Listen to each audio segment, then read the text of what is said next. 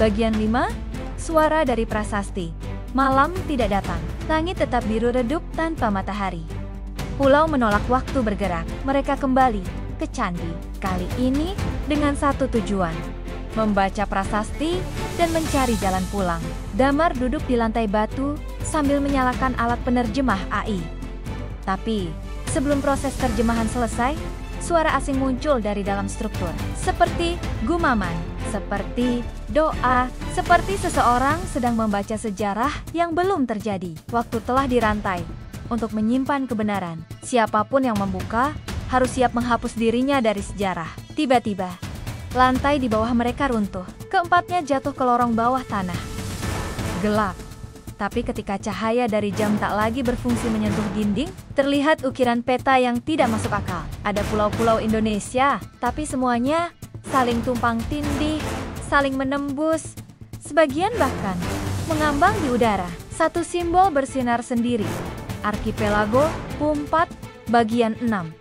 Peta, dimensi Nusantara. Damar menyapu permukaan dinding batu dengan lampu UV dari helmnya. Simbol-simbol mulai bermunculan. Aksara kuno bercampur dengan rumus kuantum dan gambar geografis dari peta Indonesia, tapi semuanya seperti dicetak dari dimensi berbeda. Sari menunjuk satu titik di peta, sebuah pulau kecil yang berkedip dalam cahaya biru.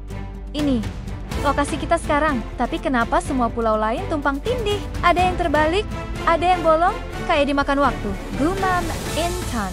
Bagas menyentuh salah satu simbol. Dinding bergetar. Seketika, hologram kuno muncul. Makhluk berjubah cahaya berbicara dalam bahasa yang lambat dan berat. Arkipelago X bukan sekadar lokasi, ia adalah simpul. Tempat semua realitas Indonesia bertemu. Dan kalian dengan datang ke sini telah membuka kembali jalur yang ditutup ribuan tahun lalu. Kalian harus memilih, memperbaiki sumbu waktu, atau tenggelam bersama keruntuhannya.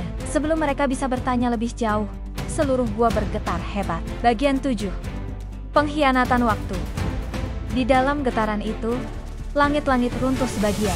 Lorong menuju permukaan terbuka, bersamaan dengan makhluk bayangan yang tadi muncul. Kini dalam wujud lebih solid, ia berbicara dengan suara damar. Terlambat. Versi kalian tidak pernah selamat, katanya sambil melangkah mendekat. Damar terpaku. Makhluk itu adalah dirinya sendiri dari masa depan alternatif yang telah kehilangan akal. Terjebak dalam loop waktu, ia kini hanya ingin satu hal, menghapus semua kemungkinan lain agar ia tetap eksis. Pertarungan terjadi.